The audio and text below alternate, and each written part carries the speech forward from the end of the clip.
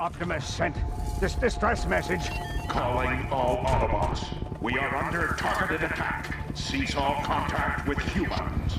We're all hiding. All Autobots are being hunted. We're all in danger.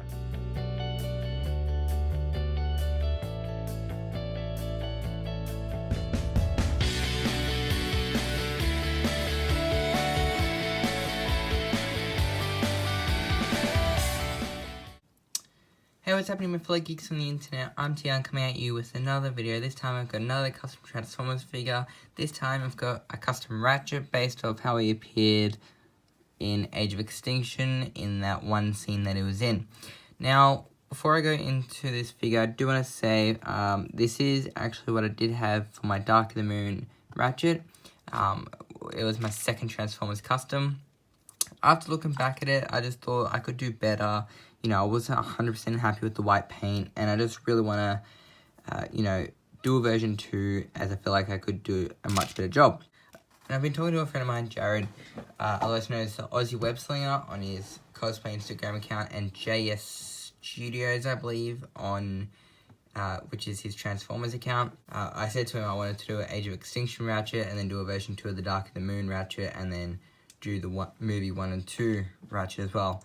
And I said I didn't really want 3 Ratchets, and I offered this to him, and then he said, yeah, he would be happy for it. So, yeah, so that's what's happened. So now I'm going to give this guy to Jared, and then soon you'll see a version 2 of my Dark of the Moon Ratchet, as well as after that, or before that, depending on when, I'll do movie 1 and Revenge of the Fallen Ratchet. So, yeah.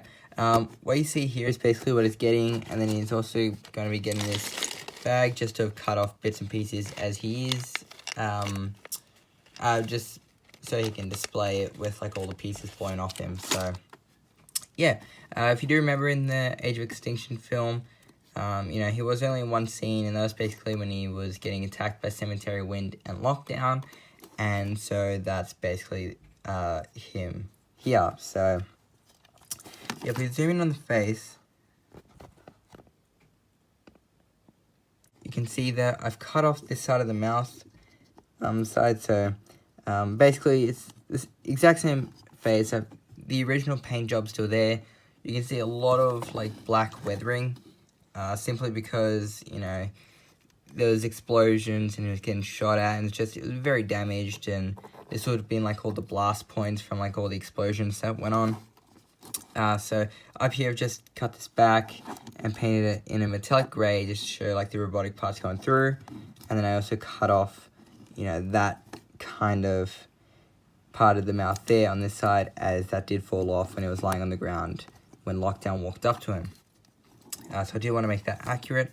You can see on the top I did some weathering as well, I used a flat black paint, painted it on, then just used a rag and wiped it off and stuff, so it gives it that look. On his shoulder here, as you can see, I have actually cut off the rest of the shoulder parts, leaving this battle damaging it. I did end up going over with like a metallic grey and dry brushing it. On this side, I did just cut off the top of the door here, just so that way they're a little bit asymmetrical and, they work. And I also cut off the top lights here as they were gone in the film. This arm, I just did the same method, just painting on all the black and then wiping it off. And then on this side is where there was a lot more work, as in the film, this hand is where he brings out his gun and was shooting at Cemetery Wind. And then, after shooting at him, Lockdown just shoots the hand with, I think, his face cannon or something like that, which destroyed the gun. And if you look carefully, he actually does have claws, basically his hand's gone, because his hand transformed into the gun, and he gets shot, and then he basically had 3 claws. I think you can see 3 fingers or something in the background, when his spark was getting extracted. But yeah, what I did was I just cut off the bottom 2 fingers. Even if this is inaccurate, I just thought this would be cool, as every time in the films he would flip out the gun, it would always be from the bottom. So yeah, I just did that. So basically I had to cut off basically this whole panel on this arm, and then sanded it a little bit on this side. I just cut down all the pipes thing, all of those, just so that way, you know, his arm looks a lot skinnier, as basically his arm's really damaged in the film. After that second shot, it's just the gun, and most of his armor is basically gone. He's just got like a skeleton arm, technically, or to them. On here, I did do a little bit of a drill up there, as you can see, and dry brush some metallic grey just for like a bullet hole. Jared just asked, you know, for me to drill a couple of holes to be like bullet holes, so I did add that there, and then I just really highlighted that by dry brushing metallic grey around it. As you can see, I also cut off this like bumper or rack thing off, as he only really had just that at the end, and it kept those lights and stuff. On the back, you can just see much of the same dry brushing, and there's another bullet hole in the back there, which I did use a drill and then dry brushed on top. And then basically throughout most of it, it's just the same dry brushing. On his leg here, what I did for this was I actually unscrewed this, cut off the leg, and put this back together, as I did want to have that instead of just an empty gap. And then I just painted over it like all black, and then dry brushed everywhere else, just to really battle damage the figure. And on his leg, you'll see the same sort of detail. So I'm not really sure if he can kneel up like he did in the film before he was shot in the back, but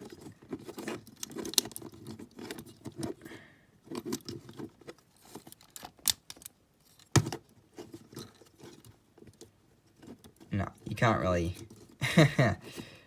Yeah, you can kind of do that. It's like one sort of look for how,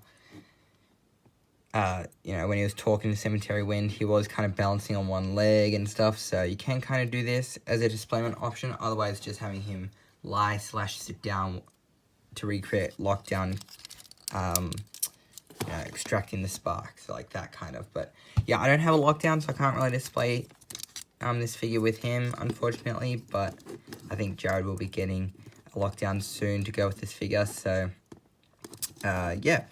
But anyway, that's pretty much it for this figure. There's really not much to it, as you have seen most of it in my other video.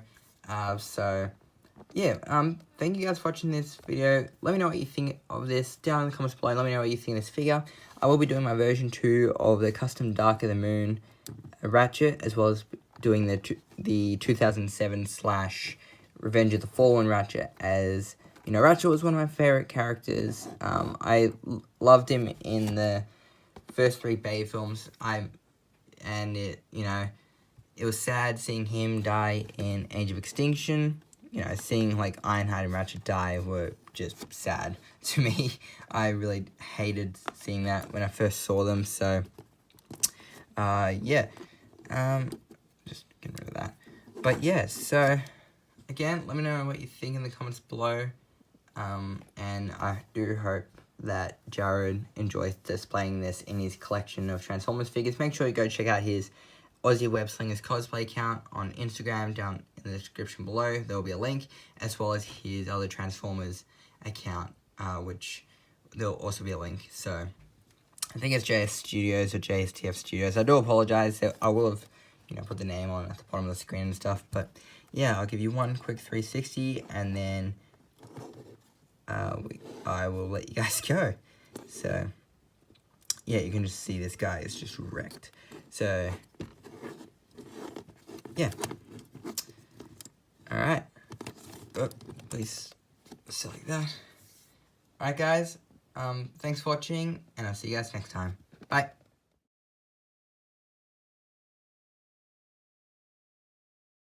Where is Optimus Prime? Never.